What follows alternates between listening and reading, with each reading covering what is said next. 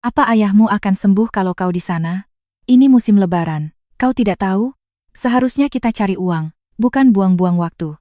Buka sekarang juga restorannya. Cacian mengerikan dari ibu mertuaku menembus gagang telepon. Bahkan di saat ayah kandungku berjuang antara hidup dan mati di meja operasi kanker lambung, pikiran ibu mertuaku hanya dipenuhi oleh keuntungan musim liburan dan uang.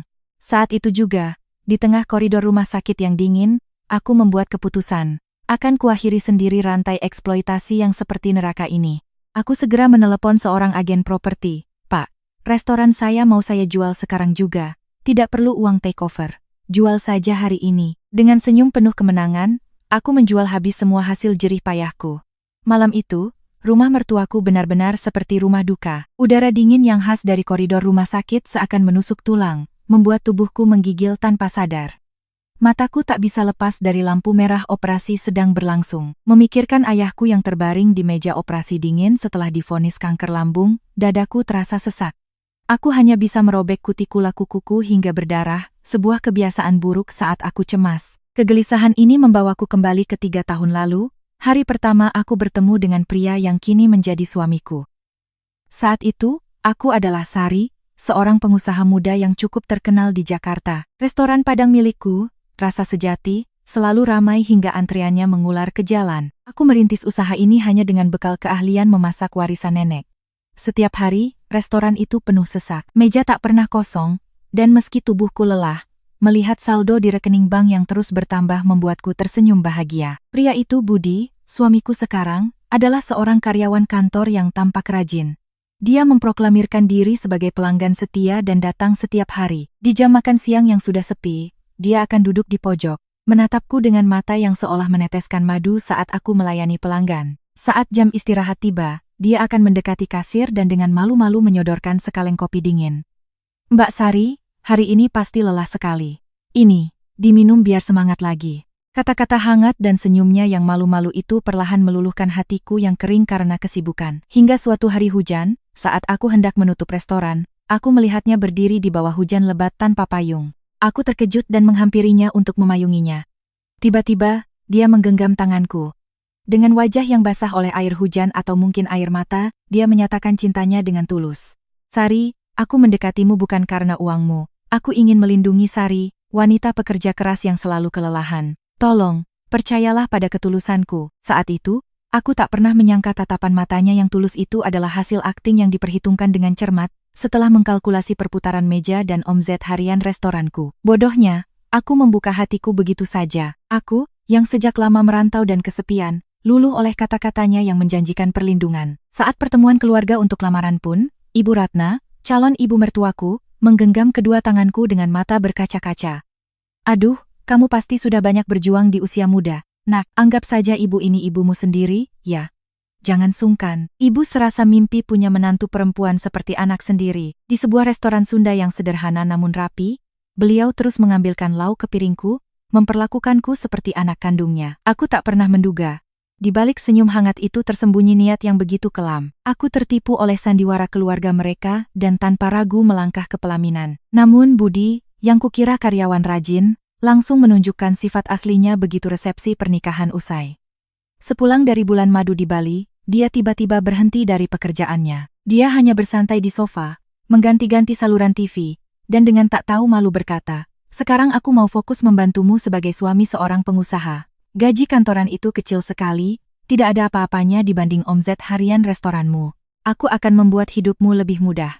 Kau fokus saja memasak, urusan luar biar aku yang tangani." Katanya membantu, tapi nyatanya dia tak pernah sekalipun muncul di restoran. Sebaliknya, Budi pergi ke mall dan membeli 1 set stick golf termahal dengan cicilan. Suami pengusaha kan harus main golf untuk membangun relasi. Ini semua investasi untukmu, sayang. Melihatnya setiap pagi berdandan rapi dengan pakaian golf lalu pergi, hatiku rasanya mau meledak. Tapi aku menahannya, tak ingin ada keributan di awal pernikahan. Sementara Budi menikmati hidupnya, sifat asli Ibu Ratna juga mulai terungkap. Dia mulai menyebar gosip di lingkungan sekitar, mengeluh bahwa menantunya kaya raya tapi dia tak merasakan apa-apa. Suatu hari, di meja makan, dia meletakkan sendoknya dengan keras dan mulai merajuk. Tahu kan temanku, Bu Tati, dia sekarang dipanggil Ibu Boses, hidupnya enak sekali. Aku ini apa? Impianku sebelum mati itu cuma satu, dipanggil Ibu Boses. Kau kan sudah mapan, nak. Tolong, bukakan cabang kedua untuk ibu. Aku tertegun hingga berhenti mengunyah. Budi, yang duduk di sebelahku, dengan mulut penuh makanan, ikut menimpali. Benar, Ma. Itu kan impian Mama, masa tidak bisa kau kabulkan? Kita buka cabang kedua buat Mama, anggap saja sebagai bakti kita. Kalau Mama yang urus, kita juga bisa hemat biaya gaji manajer, kan? Tentu, ibu akan mengelolanya seperti milik sendiri. Jauh lebih baik daripada diserahkan ke orang lain. Ibu dan anak itu terus-menerus mendesakku. Akhirnya, aku menyerah. Aku menguras seluruh tabunganku, hasil kerja kerasku, dan pengetahuanku untuk membuka cabang kedua. Karena riwayat kredit Ibu Ratna buruk, restoran itu atas namaku, tapi pengelolaannya sepenuhnya kuserahkan padanya, termasuk keuntungannya. Mulai dari desain interior hingga perekrutan karyawan. Semua aku yang urus. Tapi sejak hari pertama pembukaan, Ibu Ratna hanya duduk manis di kursi kasir, asyik menghitung uang. Hei, dapur. Kenapa kuah gulainya keasinan begini? Dan kamu, pelayan, kenapa lambat sekali? Kalau ada pelanggan datang, langsung bawakan air minum. Kalian ini dilatih bagaimana sih? Dia sendiri tak bergerak sedikit pun, tapi seenaknya mengkritik para juru masak. Dia juga bersikap kasar dan semena-mena pada para pelayan muda. Tentu saja, tidak ada karyawan yang betah. Setelah beberapa karyawan berhenti, Ibu Ratna hanya mendecakkan lidah dan berkata, anak-anak zaman sekarang memang tidak punya semangat kerja. Lalu, dia meneleponku yang sedang sibuk di cabang pertama dan memakiku. Hei, restoran ini kacau balau. Pelayannya tiba-tiba tidak masuk. Cepat kau ke sini, bantu. Masa aku, seorang bos, harus cuci piring, punggungku sakit, aku tidak bisa. Akhirnya, aku menjadi seperti budak. Siang hari aku mengurus cabang pertama, dan malamnya aku harus lari ke cabang kedua untuk mencuci piring dan membereskan semuanya sebelum tutup.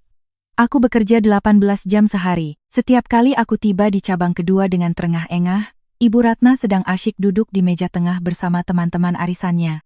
Oh, menantuku sudah datang. Teman-temanku ini iri sekali padaku. Melihatnya pamer di depan teman-temannya membuat perutku mulas.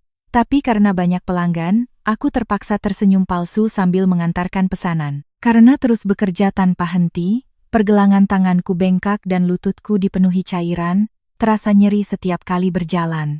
Ketika aku mengeluh pada Budi, dia hanya berbaring di sofa sambil bermain game online dan berkata acuh tak acuh. Kau kan pemiliknya, wajar kalau harus kerja keras. Mama kan sudah tua, bantulah sedikit. Lagi pula, kalau cabang kedua sukses, itu kan jadi uang kita juga. Kenapa kau mengeluh? Kata-katanya yang dingin lebih menyakitkan daripada rasa sakit di tubuhku. Aku menyesal telah bertahan begitu lama, berpikir bodoh bahwa suatu saat mereka akan mengerti karena kita adalah keluarga. Sebenarnya, Ibu Ratna hanyalah benalu yang menyamar sebagai bos. Dia tidak pernah benar-benar mengelola restoran. Jika omzet sedang bagus, dia akan mengambil uang tunai dari laci kasir tanpa mencatatnya di mesin. Lalu memasukkannya ke dalam saku celemeknya. Saat aku melakukan rekap dan menemukan uang yang tidak cocok, aku akan memeriksa rekaman CCTV. Tak jarang aku melihatnya diam-diam memindahkan lembaran uang rupiah ke dompetnya. Dengan uang curian itu, dia berkencan dengan pria yang usianya 20 tahun lebih muda, memamerkan kemesraan di mal-mal mewah. Namun, pengawasannya terhadapku sangat ketat. Bahkan saat berkencan, dia sering membuka aplikasi CCTV di ponselnya untuk memata-matai pekerjaanku. Jika aku mencoba istirahat sejenak untuk minum, teleponku akan langsung berdering. Hei, sekarang bukan waktunya minum. Lantai dapur itu basah. Kau tidak lihat, kalau ada pelanggan tergelincir, kau yang mau tanggung jawab. Kebersihan macam apa itu? Suaranya yang melengking membuatku muak. Tapi karena pesanan terus menumpuk, aku bahkan tak punya tenaga untuk membantah. Iya Bu, akan saya bersihkan, jawabku, lalu menutup telepon. Konflik memuncak saat laba bersih cabang kedua mencapai 200 juta rupiah. Aku berencana menggunakan uang itu untuk membayar cicilan bank dan memberikan bonus kepada karyawan. Tapi, Ibu Ratna dengan tak tahu malu menuntut agar seluruh uang itu ditransfer ke rekeningnya. Ini semua hasil jerih payahku menjaga kasir dan melayani pelanggan. Aku bisa dapat segini banyak karena aku. Jadi, semua keuntungan cabang kedua ini milikku. Beraninya kau mau mengambil hasil kerjaku? Aku sangat terkejut. Bu, biaya bahan baku, sewa tempat, dan tagihan listrik semua saya yang bayar. Dan yang mengelola restoran ini juga saya, protesku. Tapi Budi ikut campur. Sayang. Banyak pelanggan datang karena kenal Mama. Jangan pelit begitu, kasih saja ke Mama. Kita kan masih bisa hidup tanpanya. Akhirnya, dengan perasaan muak, aku terpaksa memberikan lebih dari separuh keuntungan itu padanya. Bukan hanya soal uang, tapi sikap mereka yang menganggap pengorbananku sebagai hal yang wajar dan hanya ingin memanfaatkanku membuatku kehilangan rasa hormat. Namun, yang paling kusesali adalah hubunganku dengan orang tuaku. Sejak restoran sukses dan membuka cabang kedua, sudah lebih dari setahun aku tidak pernah libur, bahkan di hari Lebaran. Saat Idul Fitri, ibu mertuaku membentak, "Lebaran itu puncaknya Om Z, mau kemana kau?" Aku pun mengurungkan niat untuk pulang kampung. Suamiku juga berkata, "Kalau tutup saat ramai, kita rugi." Akhirnya, aku hanya bisa menelepon orang tuaku. "Nak Sari, Lebaran ini pulang tidak?" "Ayahmu sudah siapkan rendang kesukaanmu?" tanya ibuku dengan hati-hati. Aku hanya bisa menjawab seperti kaset rusak, Maaf. Restoran sangat sibuk. Sepertinya kali ini tidak bisa pulang. Lain kali aku pasti pulang." Aku masih bisa mendengar helaan napas panjang ibuku di seberang telepon, dan suaranya yang lemah saat berkata, "Ya sudah, jaga kesehatan ya." Sebelum telepon ditutup, suara itu terus terngiang di telingaku, membuatku ingin meremas dadaku sendiri. Sementara aku terus menunda, penyakit ayahku semakin parah. Beberapa waktu lalu, ibuku menelepon sambil menangis, mengatakan ayah divonis kanker lambung. Bahkan saat itu pun, aku tidak bisa langsung pergi. Waktu itu sedang jam puncak makan siang. Restoran penuh sesak seperti pasar. "Ma, sekarang pelanggan sedang banyak sekali. Aku tidak bisa langsung ke sana. Aku akan ke sana malam ini setelah restoran tutup." Aku merasa seperti sampah saat mengucapkan kata-kata itu. Ayahku sekarat karena kanker, tapi aku lebih mementingkan keuntungan beberapa ratus ribu rupiah dan tidak bisa menemaninya. Aku sangat membenci diriku sendiri. Malam itu, saat aku tiba di rumah sakit, melihat ayahku yang kurus tertidur dengan infus terpasang di tangannya, aku menutup mulutku dan menangis tanpa suara. Apa artinya uang? Apa artinya restoran ini? Kenapa aku tidak tahu ayahku sakit parah seperti ini? Penyesalan dan rasa bersalah yang mendalam menghantamku. Saat itu aku berjanji, di hari operasi ayah, apapun yang terjadi, aku akan menutup restoran dan menemaninya. Aku tidak peduli ibu mertuaku marah atau suamiku mengamuk. Aku terlambat menyadari bahwa yang paling berharga dalam hidupku bukanlah uang, melainkan keluargaku, keluarga kandungku. Di tengah dinginnya koridor rumah sakit, aku teringat kejadian semalam. Menjelang tutup, aku mengumpulkan semua karyawanku yang kelelahan dan memberikan mereka amplop putih. "Ini, untuk kalian semua. Besok, restoran kita libur." Karyawan menatapku dengan bingung. Beberapa dari mereka terkejut saat membuka amplop itu. Di dalamnya ada uang tunai 100.000 rupiah dan surat pendek dariku. "Bu Sari, ini apa? Besok kita benar-benar libur? Nanti Ibu Ratna bisa marah besar." Manajer yang sudah lama bekerja denganku bertanya dengan cemas. Aku berusaha tersenyum ceria dan menepuk bahunya. "Tidak apa-apa, besok kan hari operasi ayahku. Aku juga harus berbakti sebagai anak. Kalian juga sudah bekerja keras selama ini. Besok, istirahatlah yang cukup.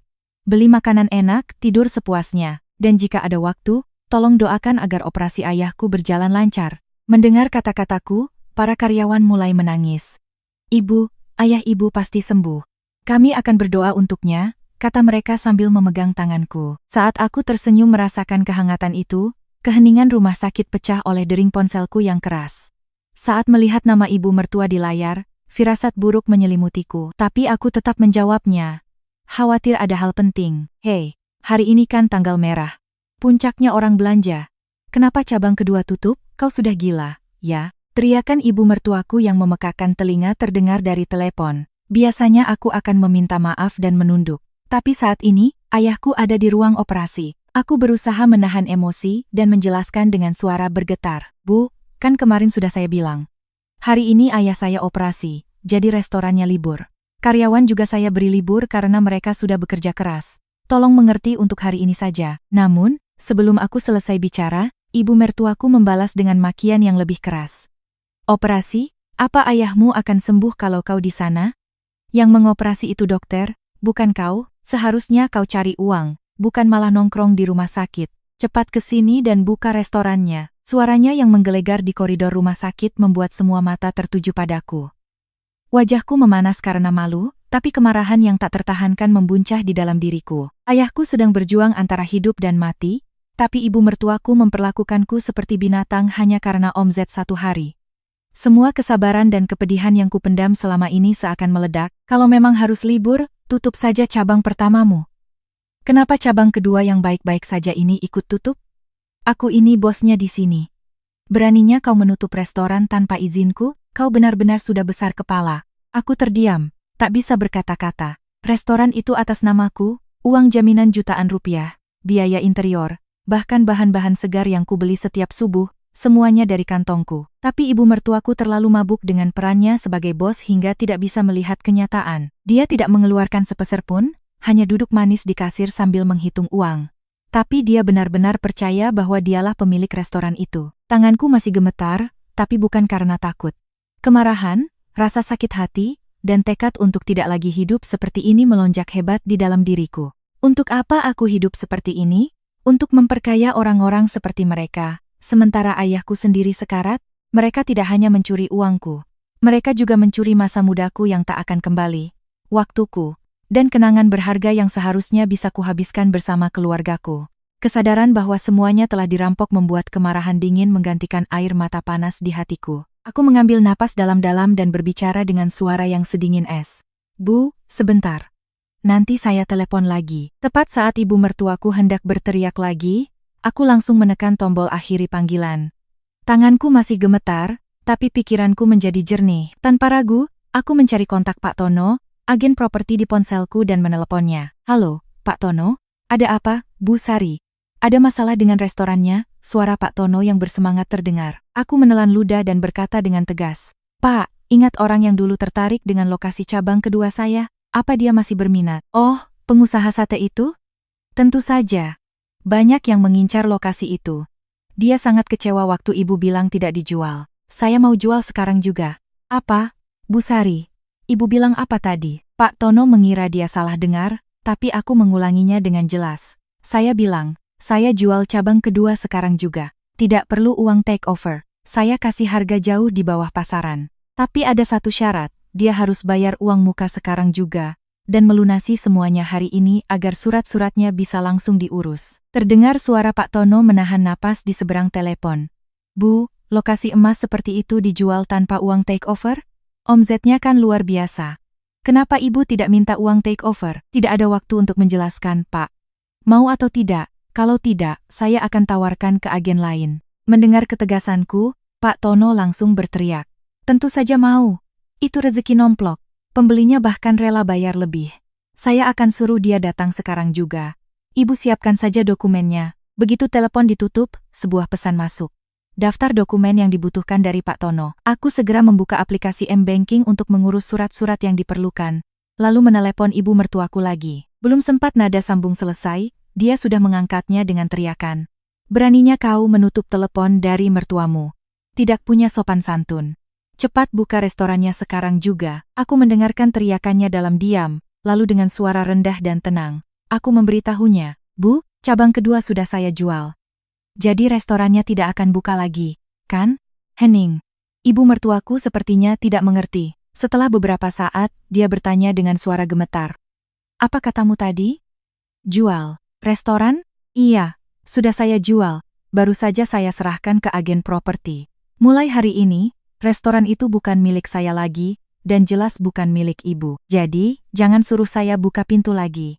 Akhirnya sadar, ibu mertuaku mulai menjerit histeris. Kau gila, kau sudah gila. Beraninya kau menjual restoranku? Aku bosnya di sana. Berapa banyak pengorbananku di sana? Pengorbanan? Yang ibu korbankan itu bukan pengorbanan, tapi keserakahan. Lagi pula, itu restoranku, uangku, atas namaku. Kenapa ibu yang marah kalau saya menjualnya? Permainan ibu sebagai bos sudah selesai. Maaf ya, ibu tidak bisa jadi bos bayaran lagi. Batalkan sekarang juga. Kalau tidak, aku tidak akan diam saja. Akan kuadukan pada anakku. Silakan, lakukan saja sesuka ibu. Toh, dia juga sebentar lagi bukan siapa-siapa bagi saya. Aku menutup telepon tanpa penyesalan. Aku hendak mematikan ponselku, tapi sebuah pikiran terlintas. Apakah neraka ini akan berakhir hanya dengan menyingkirkan cabang kedua? Cabang pertama masih ada. Budi dan ibu mertuaku pasti akan menempel seperti lintah. Karena angsa emas mereka sudah hilang, mereka akan semakin ganas menggerogoti keuntungan cabang pertama. Untuk menyembuhkan luka, akarnya harus dicabut tuntas. Aku kembali mengirim pesan pada Pak Tono. Jari-jariku sedikit gemetar, tapi aku tidak berhenti. Pak, maaf, ada satu properti lagi. Cabang pertama juga tolong dijual. Syaratnya sama. Saya mau semuanya selesai dan menjadi uang tunai hari ini. Seketika, telepon dari Pak Tono berdering. Bu Sari, cabang pertama juga? Itu kan hidup ibu. Cabang pertama itu tambang emas yang sebenarnya. Kenapa, Bu? Ibu butuh uang cepat, terlilit utang rentenir. Suara Pak Tono terdengar tulus khawatir. Memang benar, cabang pertama adalah anakku. Aku membangunnya dari nol, dengan darah dan air mata. Setiap batu bata, setiap piring, adalah sentuhan tanganku, masa mudaku. Namun, aku menjawab dengan tenang. Pak, saya mau memulai hidup saya kembali. Jika saya terus berpegang pada restoran itu, hidup saya akan habis terkikis. Saya hanya ingin melepaskan semuanya dan memulai dari awal. Tolong bantu saya. Mungkin merasakan keteguhan dalam suaraku, Pak Tono terdiam sejenak, lalu berkata dengan berat. Baiklah, Bu. Saya mengerti. Pasti ada alasan kuat di baliknya. Saya akan usahakan selesai hari ini. Ada beberapa orang yang sudah lama mengincar lokasi itu, akan segera saya hubungi. Setelah menutup telepon, aku bersandar di kursi. Rasa hampa dan lega bercampur aduk. Beban berat yang selama ini menghimpit dadaku seakan terangkat. Ini benar-benar akhir. Tidak, ini adalah awal yang baru. Tiba-tiba, pintu lift terbuka dengan suara ting, dan sebuah suara yang familiar menggema di koridor rumah sakit. Di mana dia? Dasar wanita sialan. Di mana kau sembunyi? Itu ibu mertuaku. Rambutnya acak-acakan. Matanya merah menyala seperti binatang buas yang marah. Dia mencariku dengan panik. Saking terburu-burunya, sandalnya bahkan berbeda warna. Dia terengah-engah, mengobrak-abrik lobi rumah sakit. Saat melihatku, dia langsung berlari hendak menjambakku, tapi petugas keamanan rumah sakit dengan sigap menghalanginya. Ibu, tolong jangan membuat keributan di sini. Minggir, jangan halangi aku. Perempuan itu sudah menjual restoranku, kembalikan uangku. Melihatnya meronta-ronta dipegangi petugas keamanan, aku perlahan bangkit. Dari belakang petugas, aku menatapnya dengan dingin. Dulu aku pasti akan gemetar ketakutan, tapi sekarang yang kulihat hanyalah seorang wanita tua serakah yang menyedihkan. Ibu, suaraku yang dingin membuatnya berhenti meronta dan menatapku tajam. Kau, dasar perempuan sialan. Beraninya kau menjual restoranku? Kau sudah tidak waras? Aku tertawa sinis. Ibu pikir saya hanya menjual cabang kedua? Apa? Cabang pertama juga baru saja saya jual. Uang mukanya sudah masuk. Hari ini juga akan lunas. Mata ibu mertuaku melotot seolah mau keluar. Mulutnya ternganga, napasnya tersengal. Ekspresinya tak ternilai. Bohong. Kau pasti bohong. Restoran pertama itu. Bagaimana mungkin kau menjualnya? Tidak, ini kenyataan.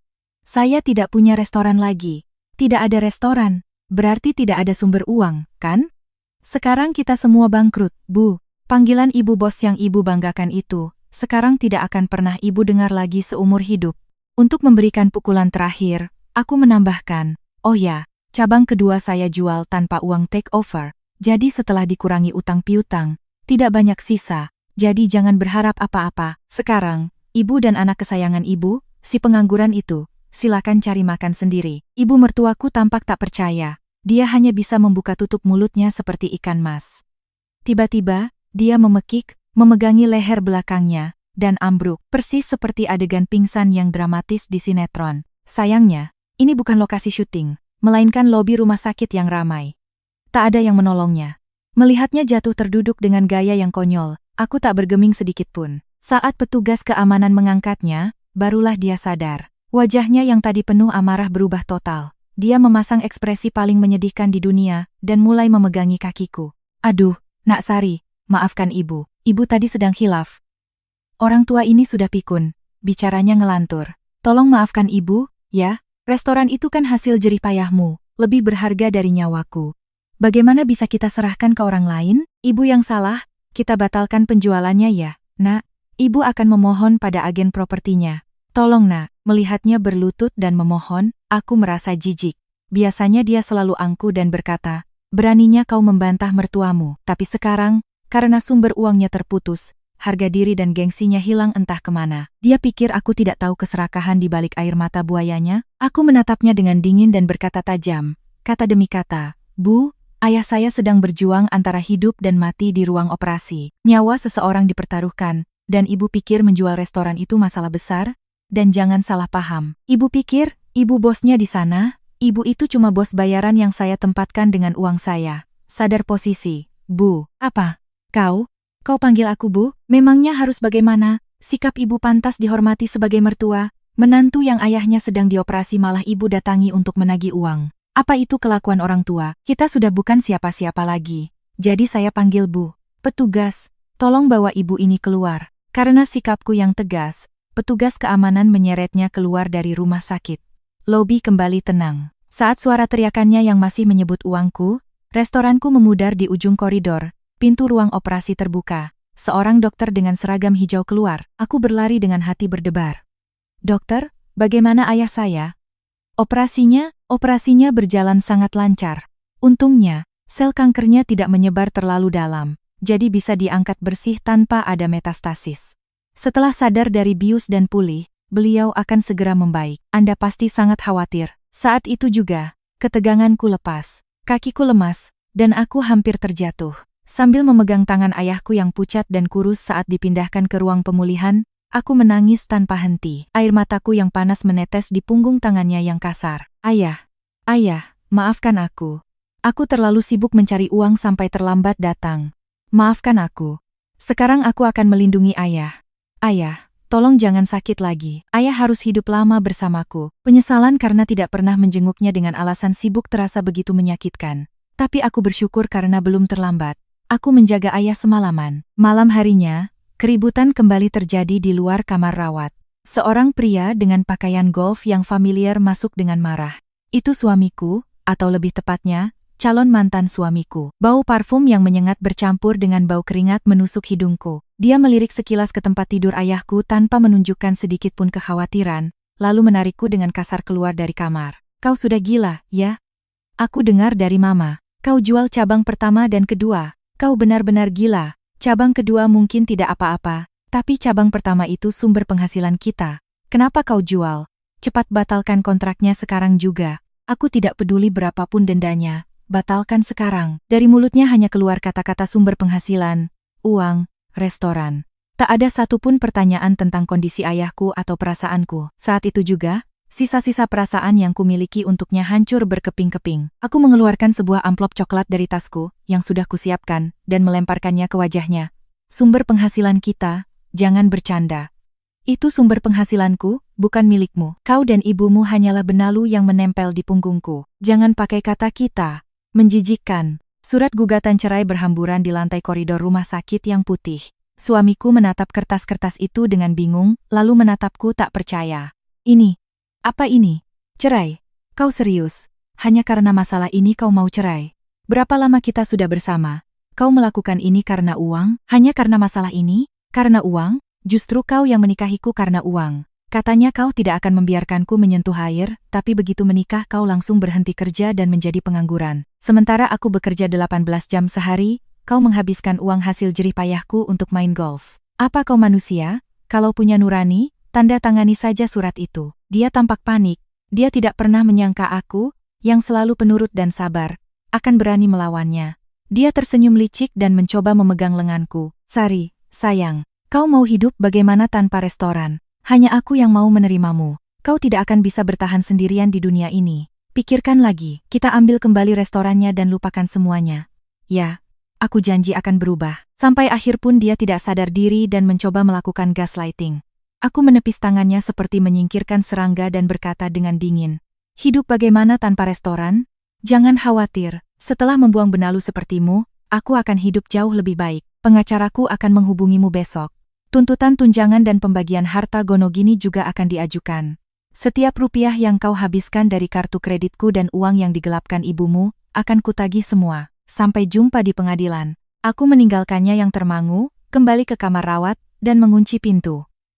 Terdengar suara gedoran dan panggilan Sari, buka pintunya.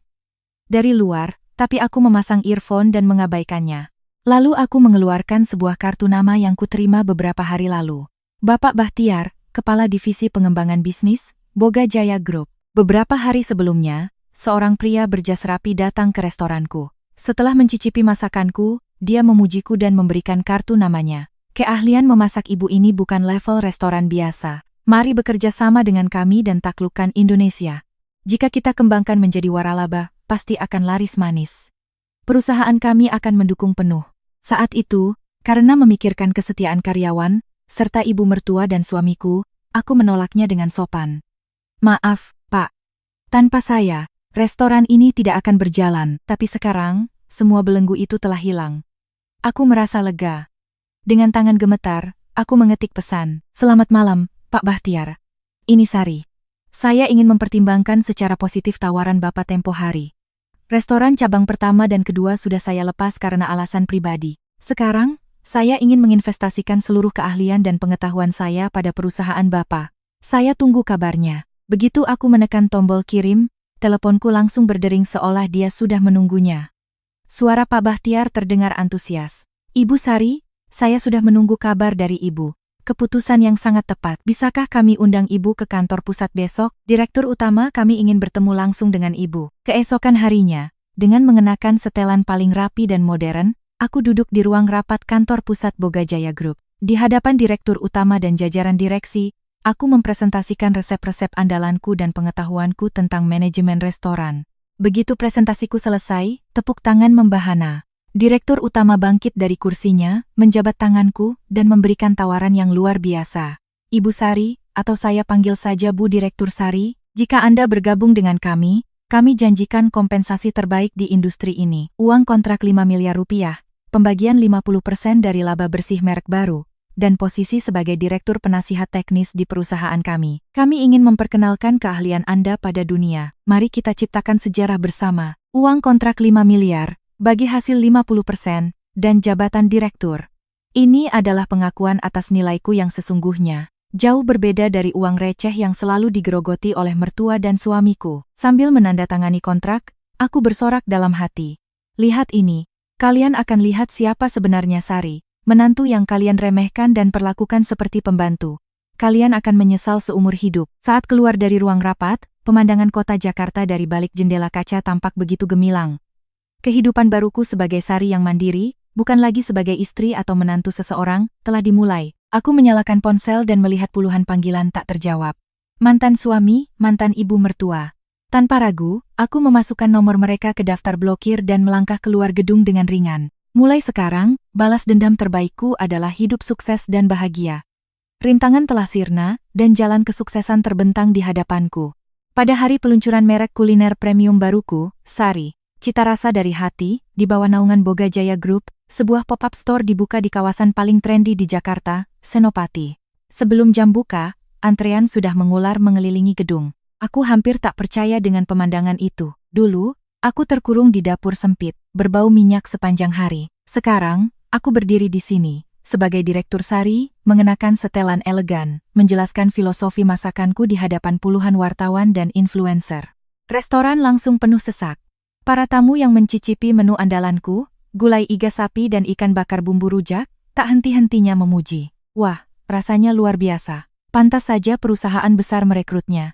Tidak sia-sia mengantre. Media sosial dibanjiri foto-foto kunjungan mereka. Omzet melampaui target, membuat jajaran direksi Boga Jaya Group bersorak. Sudah kami duga, insting Bu Direktur Sari memang tidak pernah salah. Di tengah kesuksesanku, kabar dari mereka yang telah jatuh ke dasar jurang datang. Seperti yang kuduga, isinya sangat tidak tahu malu dan menjijikkan. Sebuah surat panggilan dari pengadilan tiba. Isinya adalah gugatan pembagian harta Gonogini. Saat membacanya, aku tertawa sinis. Tuntutan.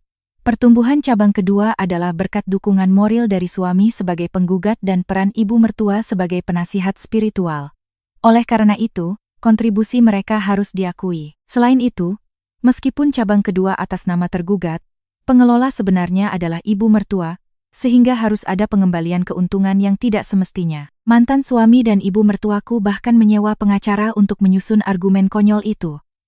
Mereka mengklaim bahwa Budi sering membawa teman-temannya untuk makan di sana, sehingga meningkatkan omzet. Mereka juga berargumen bahwa karena Ibu Ratna yang mengelola karyawan, dialah pemilik sebenarnya. Cerita fiksi yang murahan. Bahkan, mereka menuntut separuh dari keuntungan masa depanku dari bisnis waralaba ini dan mengancamku. Sari, lebih baik kita selesaikan baik-baik. Kau bisa sukses karena kami yang menjadi fondasimu, kan? Jangan jadi kacang lupa kulitnya. Kalau sampai ke pengadilan, kau yang akan rugi. Budi meneleponku dengan nada sombong, seolah memberiku kesempatan. Tapi aku bisa mendengar suaranya sedikit bergetar. Aku dengan tenang mengatur pertemuan dengan tim hukum Boga Jaya Group dan menyerahkan semua bukti yang telah kukumpulkan. Bapak-bapak, ini bukti transfer untuk uang jaminan, biaya interior, hingga pembelian bahan baku harian. Semuanya dari rekening pribadi saya. Tidak ada sepeser pun uang dari mereka. Dan ini adalah pukulan telaknya. Aku menyerahkan riwayat penggunaan kartu kredit perusahaan yang dipakai Budi, lapangan golf, karaoke kelas atas, butik mewah, bahkan tagihan dari restoran hotel tempat ibu mertuaku berkencan dengan pria mudanya. Semuanya tercatat dengan jelas. Saat restoran paling sibuk di akhir pekan, saya berperang dengan api di dapur. Sementara itu, suami saya menghabiskan jutaan rupiah untuk merayakan hole-in-one di lapangan golf. Ibu mertua saya membeli set piring impor dengan alasan untuk menjaga citra. Seperti yang bapak-bapak lihat, mereka bukan berkontribusi, tapi menggelapkan uang. Justru saya yang seharusnya menuntut mereka. Ketua tim hukum perusahaan tersenyum dingin. Bu Direktur, ini sudah jelas. Kita bisa mengajukan gugatan balik atas penipuan dan penggelapan. Perusahaan akan melindungi ibu sepenuhnya. Beraninya mereka mengganggu direktur penasihat teknis kami. Kita akan beri mereka pelajaran. Dengan dukungan penuh, aku mengajukan gugatan balik atas penggelapan uang tunai sekitar 50 juta rupiah per bulan dari cabang kedua oleh ibu mertua, dan seluruh pengeluaran Budi untuk hiburan dari kartu kredit perusahaan. Sidang berjalan singkat. Hakim menolak semua bukti dari pihak Budi karena tidak berdasar, dan justru bukti-bukti dariku yang menunjukkan gaya hidup mewah mereka. Hakim memenangkan perkaraku. Tuntutan penggugat ditolak. Sebaliknya, tuntutan balik dari tergugat sebagian besar dikabulkan. Penggugat dan ibunya diwajibkan membayar total 3,5 miliar rupiah kepada tergugat. Palu hakim diketuk. Ibu Ratna yang duduk di kursi pengunjung menangis histeris. Ya Tuhan, Pak Hakim, ini tidak adil. Saya dizalimi. Budi yang pucat pasi mencoba menyerang pengacaranya sendiri, sebelum diseret keluar oleh petugas keamanan. Meninggalkan pemandangan memalukan itu, langkahku keluar dari gedung pengadilan terasa ringan seperti berjalan di atas awan. Kisah ini menjadi viral setelah aku tampil di sebuah acara TV terkenal. Tim produksi ingin mengangkat kisahku sebagai CEO yang bangkit dari keterpurukan. Dalam wawancara itu, aku menceritakan masa laluku dengan tenang. Dulu saya seperti mesin masak. Keluarga memanfaatkan tenaga saya dan menganggap uang saya sebagai milik mereka. Suara mertua saya yang menyuruh saya membuka restoran di hari ayah saya dioperasi masih terngiang jelas. Rekaman CCTV saat ibu mertuaku mengamuk di lobi rumah sakit dan rincian pengeluaran Budi ditayangkan, meskipun wajah mereka disamarkan. Publik merespons dengan kemarahan. Keluarga macam apa itu? Harus kena karma. Ibu Direktur, Anda hebat. Syukurlah sekarang sukses. Kami akan mendukung produk Anda, cari tahu identitas mereka dan boikot sosial. Dukungan publik mengalir deras. Merek Sari mendapat citra sebagai perusahaan yang baik dan layak didukung. Permintaan waralaba membanjir, dan aku resmi menjadi seorang pengusaha wanita yang sukses. Namun, yang paling membahagiakanku adalah perubahan pada orang tuaku. Ayahku pulih dengan cepat setelah operasi dan kemoterapi. Sambil duduk di kursi pijat yang kubelikan, dia menontonku di TV dengan gembira seperti anak kecil. Putriku akhirnya lepas dari bau minyak dan dihormati orang. Ayah merasa bersalah karena tidak bisa memberikan kehidupan yang lebih baik untukmu. Sekarang, ayah bisa mati dengan tenang. Ayah, jangan bicara begitu. Aku kan sekarang punya banyak uang. Kita akan makan enak, jalan-jalan, dan hidup bahagia 100 tahun lagi. Aku membawa orang tuaku berlibur ke sebuah villa mewah di Bali. Biaya menginapnya lebih dari 10 juta per malam. Tapi aku memesan kamar terbaik tanpa ragu. Saat kami merendam kaki di kolam renang pribadi yang menghadap ke laut sambil minum sampanye, ibuku memegang tanganku dengan mata berkaca-kaca. Sari, ini seperti mimpi. Dulu hati ibu hancur melihatmu menderita setelah menikah. Sekarang putri ibu begitu sukses dan memanjakan ibu. Terima kasih. Nah, malam itu, melihat wajah damai orang tuaku yang tertidur diiringi suara ombak, aku berjanji pada diriku sendiri. Aku tidak akan pernah membiarkan siapapun merenggut kebahagiaanku lagi. Aku akan berjuang seperti iblis untuk melindungi keluargaku. Aku mengangkat gelasku ke arah bintang-bintang di langit. Selamat tinggal, noda dalam hidupku. Dan selamat datang, masa depanku yang gemilang. Kabar tentang mereka setelah kami resmi berpisah terdengar seperti adegan dari sinetron murahan. Ternyata, Ibu Ratna adalah orang yang sangat licik. Dia menyimpan uang hasil penggelapan dari restoran dan pesangon Budi di tempat tersembunyi. Jumlahnya cukup besar. Bukannya bertobat, mereka justru terobsesi untuk membalas dendam padaku dan mencoba peruntungan lagi di bisnis kuliner. Kalau Sari bisa, aku juga bisa, kata Ibu Ratna. Saat mencari lokasi, mereka bertemu dengan seorang wanita yang akan menjerumuskan mereka ke jurang kehancuran. Wanita itu, yang mereka temui di sebuah agen properti, bergaya seperti sosialita kaya raya. Dari ujung rambut hingga ujung kaki, semuanya barang bermerek. Dia memutar-mutar kunci mobil Mercedes di jarinya, langsung menarik perhatian Ibu Ratna dan Budi yang haus akan kemewahan. Wanita itu mendekati Ibu Ratna dengan ramah, seolah bertemu teman lama, dan melontarkan pujian yang selalu ingin didengar oleh ibu mertuaku. Ya ampun Bu, kulit ibu halus sekali. Kelihatan seperti istri konglomerat. Saya bisa lihat ibu ini orang yang tidak pernah hidup susah. Ibu Ratna yang tersanjung langsung menceritakan semua penderitaannya karena aku. Wanita itu berpura-pura bersimpati, memegang tangannya, dan berkata, "Astaga, Bu, ada yang menantu kurang ajar seperti itu? Orang seanggun ibu malah tidak dihargai. Dia itu tidak selevel dengan ibu. Mulai sekarang, biar saya yang menjaga ibu.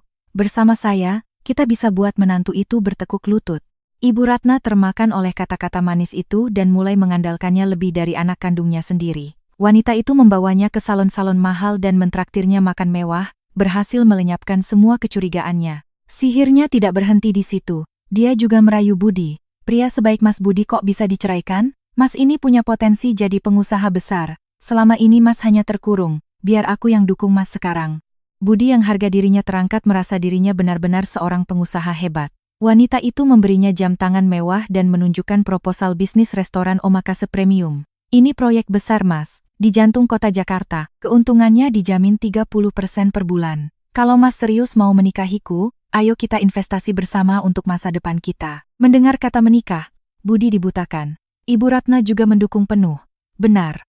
Menantu kaya dan berkelas seperti dia yang akan mengangkat derajat keluarga kita. Ibu dan anak itu mulai berkayal. Ma, ini kesempatan emas. Kita akan sukses besar dan datang ke hadapan Sari dengan mobil Mercedes. Pasti seru melihat ekspresinya. Akhirnya, mereka menyerahkan semua uang simpanan Ibu Ratna, pesangon Budi, bahkan menggadaikan rumah mereka. Totalnya mencapai 5 miliar rupiah. Wanita itu menerima uangnya dan berkata sambil mengedipkan mata. Tunggu beberapa hari ya, saya mau urus kontrak gedungnya. Sebentar lagi kalian akan dipanggil Bapak Direktur dan Ibu Komisaris. Lalu dia menghilang. Seminggu, 2 minggu berlalu, tak ada kabar. Saat Budi menelepon, yang terdengar hanya suara operator. Mereka mendatangi alamat kantor yang diberikan, tapi yang mereka temukan hanyalah ruangan kosong. Penjaga gedung berkata, kantor ini sudah lama disewakan, tidak ada siapa-siapa. Saat itulah mereka sadar. Wanita itu adalah seorang penipu profesional. Impian kosong mereka runtuh seketika. Mereka melapor ke polisi, tapi wanita itu sudah melarikan diri ke luar negeri dengan uang mereka. Masalah tidak berhenti di situ. Karena rumah mereka digadaikan. Mereka diusir. Utang dari pinjaman online berbunga tinggi membengkak. Para penagih utang datang dan mengobrak-abrik rumah mereka, menempel stiker Sita di semua perabotan. Ibu Ratna, yang dulu sombong, kini menangis memohon di kaki penagih utang. Budi hanya bisa gemetar ketakutan di sudut ruangan. Mereka dipermalukan di depan seluruh tetangga dan akhirnya melarikan diri, hidup berpindah-pindah dari satu tempat ke tempat lain. Mendengar cerita itu, aku merasa aneh. Bukan puas, tapi lebih pada rasa miris melihat betapa rendahnya manusia bisa jatuh karena keserakahan. Tapi aku tidak punya rasa kasihan untuk mereka. Mereka adalah orang-orang yang mengamuk menuntut uang di hari ayahku berjuang untuk hidup. Suatu malam, saat aku sedang sibuk mengembangkan menu baru, sebuah nomor tak dikenal menelepon. Biasanya aku tidak mengangkatnya, tapi kali ini aku menjawab, khawatir itu dari rekan bisnis. Halo? Terdengar suara napas yang berat, lalu suara seorang pria yang mabuk. Sayang, ini aku sudah tidak kuat lagi. Itu Budi, dia mabuk berat, bicaranya tidak jelas. Sari, aku salah. Wanita itu penipu. Aku dan Mama sekarang tidak punya tempat tinggal, kami diusir dari penginapan. Kau punya banyak uang kan? Tolong kami sekali ini saja. Aku janji akan jadi budakmu seumur hidup. Hanya kau harapanku. Mendengar permohonannya yang bercampur dengan igauan mabuk, aku merasa mual. Dia kembali mencoba menempel padaku setelah tahu aku sukses.